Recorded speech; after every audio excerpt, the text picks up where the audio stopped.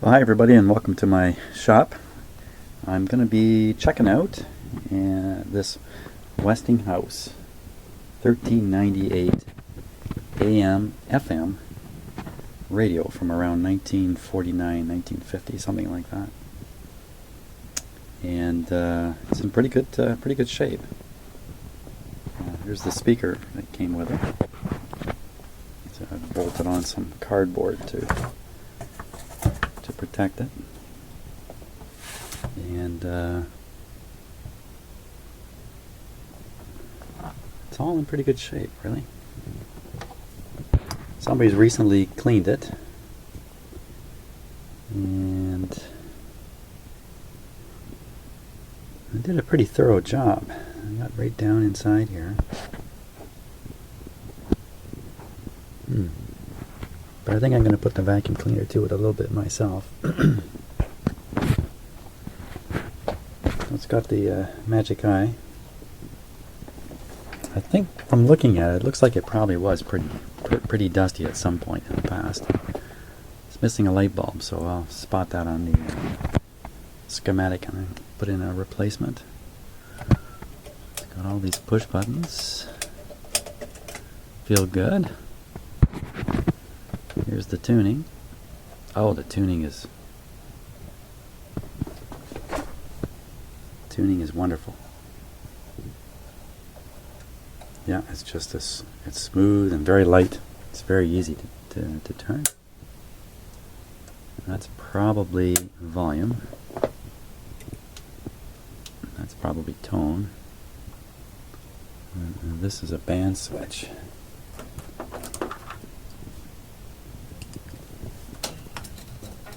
Let's give it a go.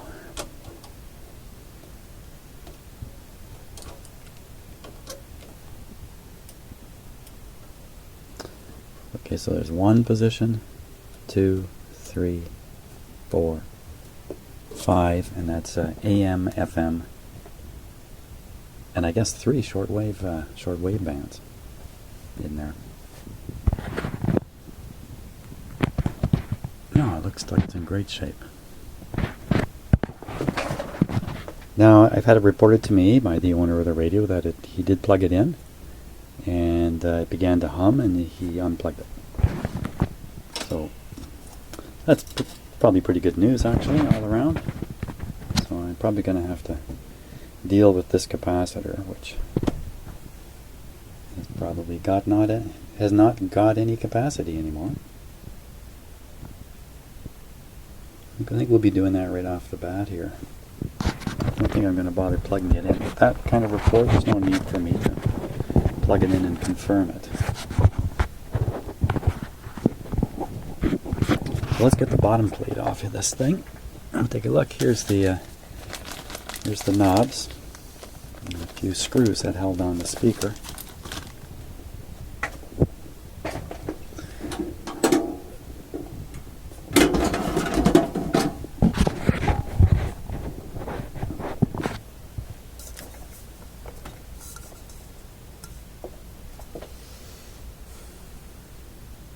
Yeah, I'm going to vacuum it just for a minute here.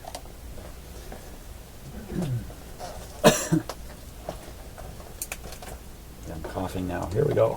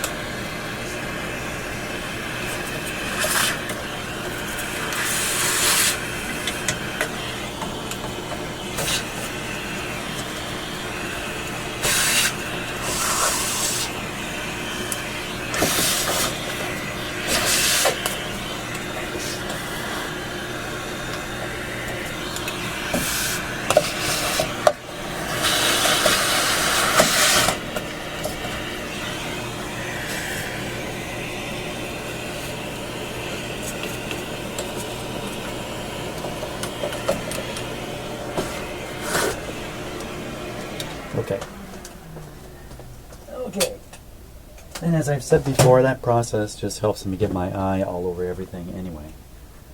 It's a little bit of initial inspection. Now tip this guy up, eh?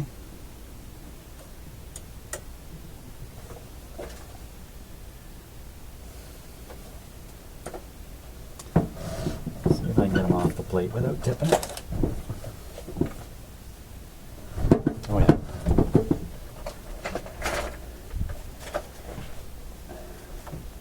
Screws are front facing here, so that's easy.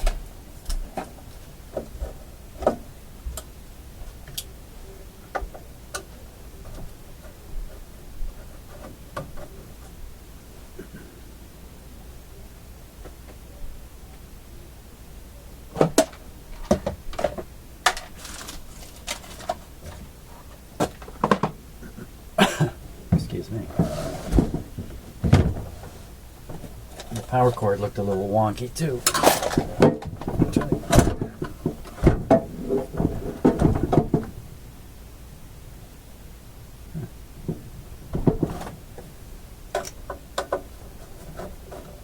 Looks like the original power cord. And I think what's happened is somebody's extended it. I think that's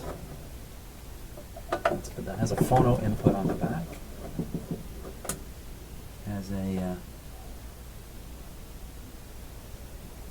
outlet on the back. That's a little unusual.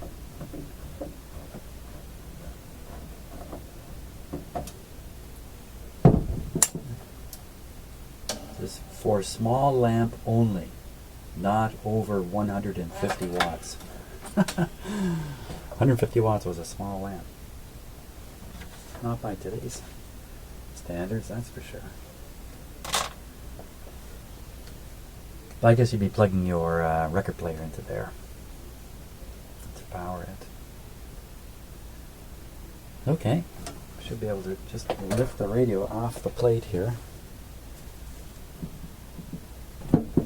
Doesn't seem quite so happy about that. Let's take a look. Oh, I remember now.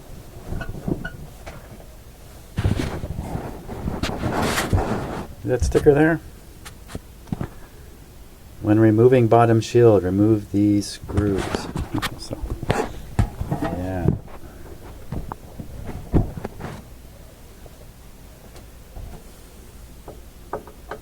So I'll remove these screws.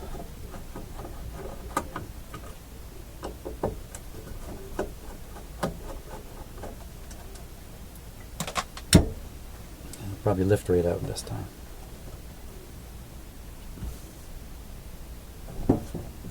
Oh no. Yeah, I left some screws in the front side here.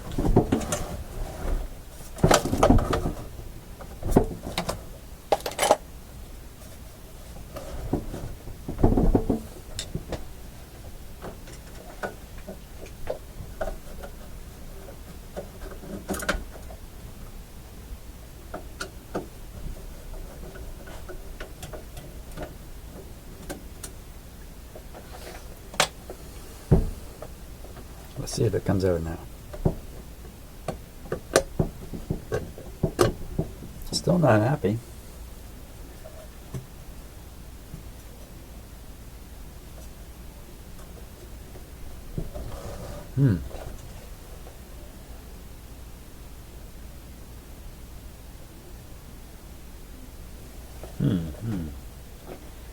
Exactly what's part of what here?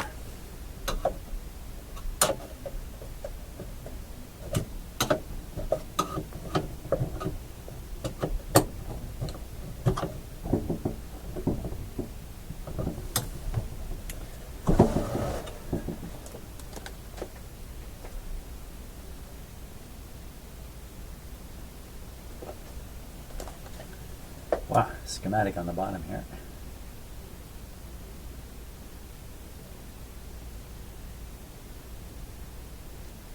Well, I don't think anything's holding that in there. I think I'm just chicken.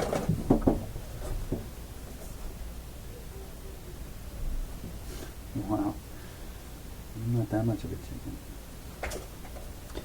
Okay, I'm gonna guess these side plates are welded into the bottom. I'm gonna pop out these screws. Oh, that one's not good.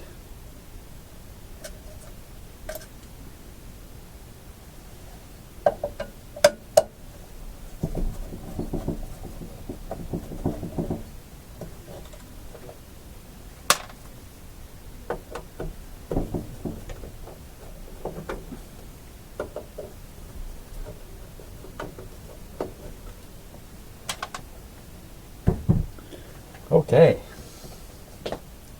It should lift out now. There we go. Okay. Don't want to let it swing too much over here. That's better.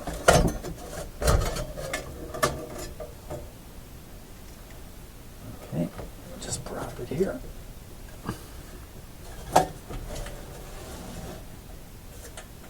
Yeah, those side pieces are riveted to the base. So.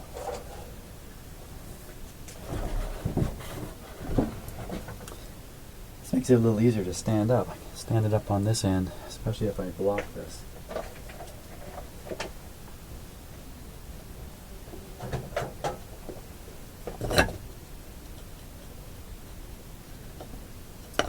Try that, might be close enough. Up you go.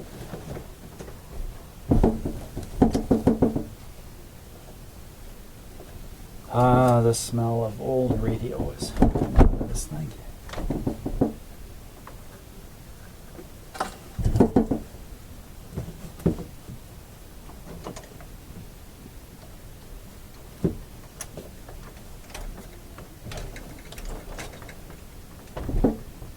Well, that's pretty good. Yeah, like that.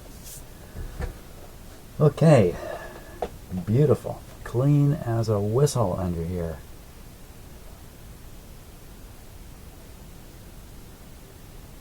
And it all looks original.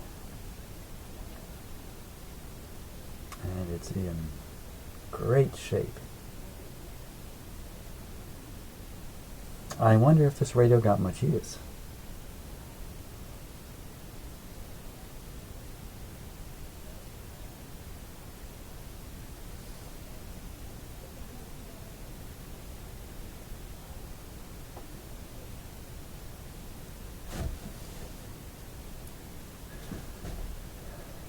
Looks like a replacement, but done professionally with a power cord.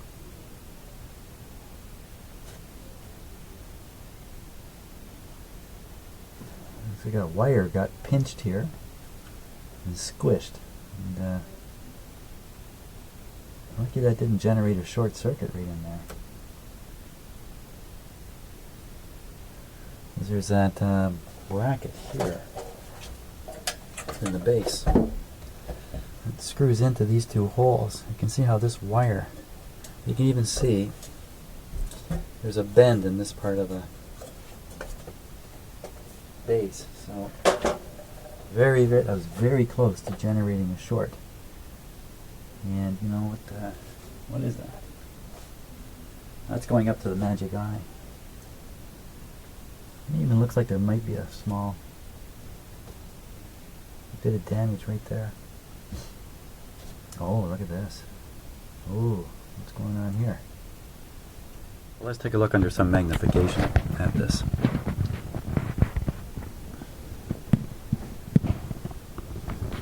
Right there.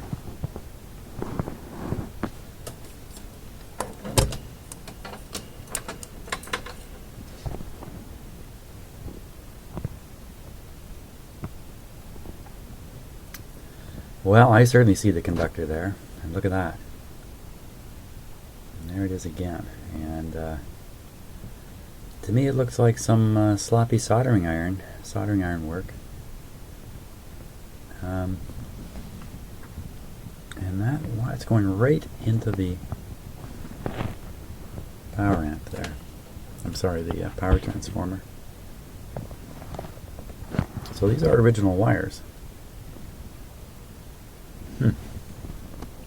So what was somebody doing with a soldering iron in here?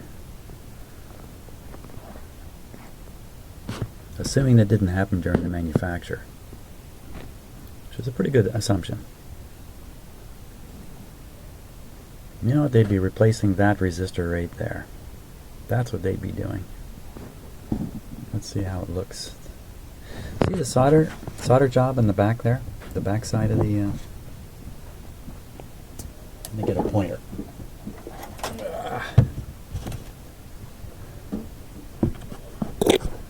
Okay.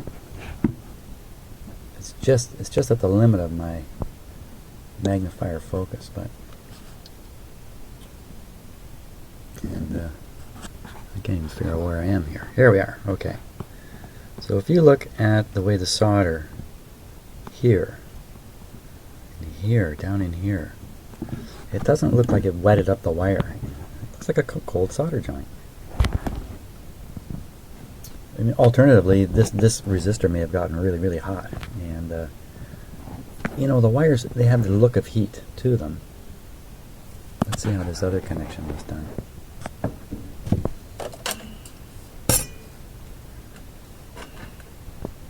What's going on there?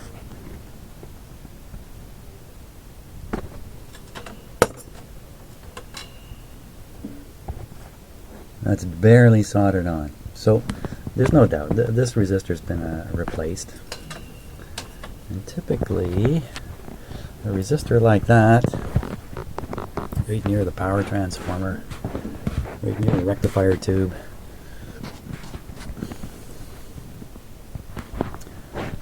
let's see, this lead down here, this one, connects to this plug on the back, which is the speaker plug.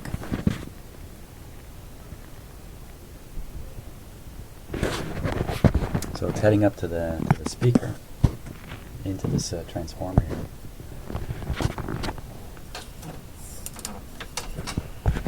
So we'll see if we can find that on the schematic, that's for sure. We can fix these wires easy enough, that's not a big deal. The big deal is what's going on with this resistor. It's not even a big deal, really, it's just a deal. While I got you on the magnifier here, you might as well take a good close look in here. It's not, you know, this isn't the oldest radio in the world. I mean, this radio is from 1949, so by some standards that might be considered pretty young. It's after the Second World War. Yeah, this is a pretty effective way for me to inspect also, because I'm just looking at the back of my tablet here. I'm seeing exactly what you're seeing right now.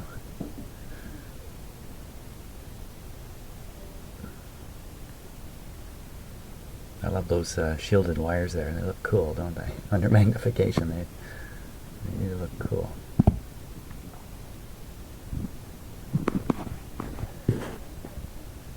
There's just no real sign of aging, other than the fact that, you know, these parts are out of fashion these days. They don't look old. So this radio has lived a great life somewhere.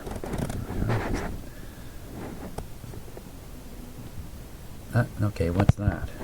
There's a ground point with nothing connected to it.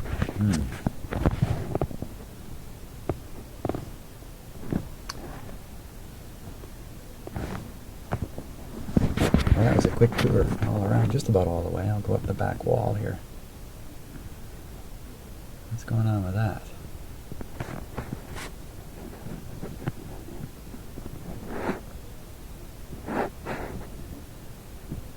It's a little odd, eh?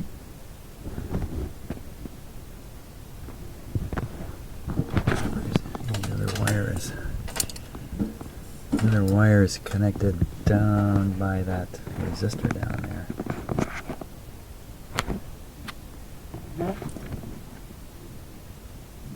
Does that look soldered?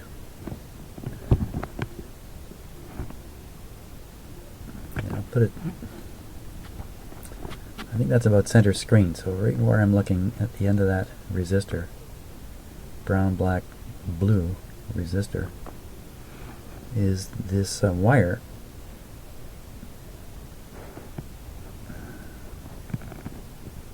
It really doesn't look like it's, well, Maybe just soldered in there.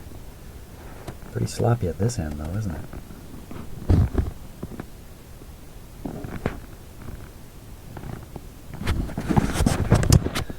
I'd wiggle it a bit.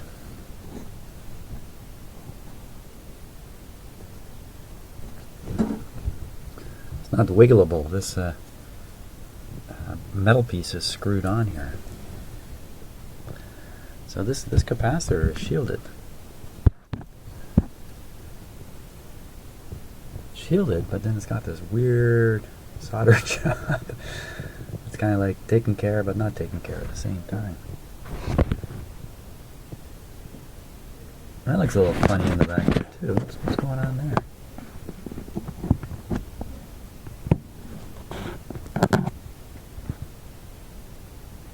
What is that?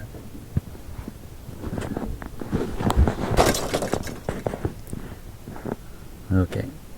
I had to look past my camera to figure out what that is. That's the ground of the shield coming over and just tapping onto an opportune point. Yeah, that's nothing. I'm sure that's original.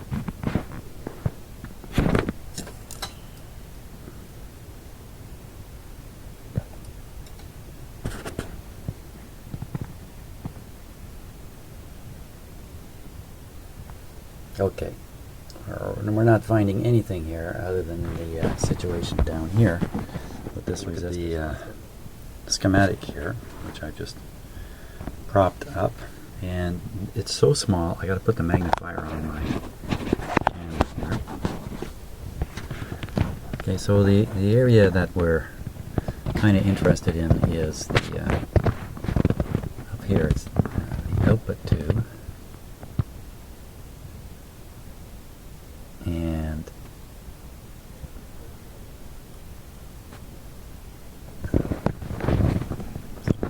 this guy here is connected. You see it's connected right to one of the tube pins. And just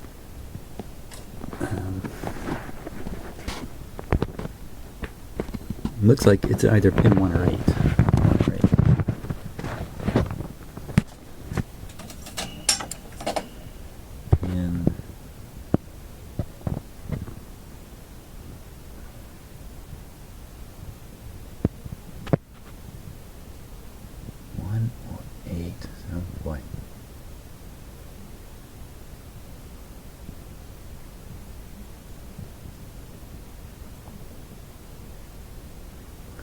Well, there are 2 resistors connected to pins, and I'd say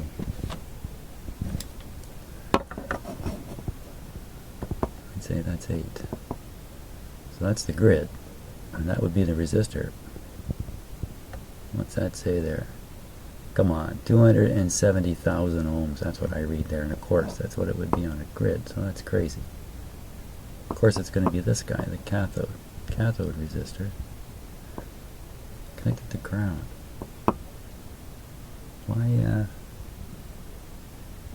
Why do I see it connected to the, oh wait, oh yes it is, I can see in the back, it's grounded.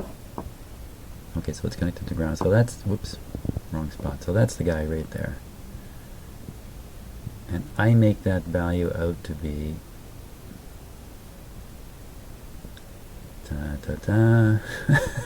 280. I can't read it.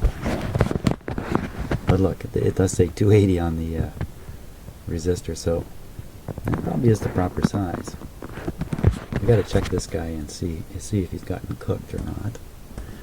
And I would like to do a test by applying high voltage to the high voltage circuits in the radio from my power supply, and check the leakage and see if there isn't a short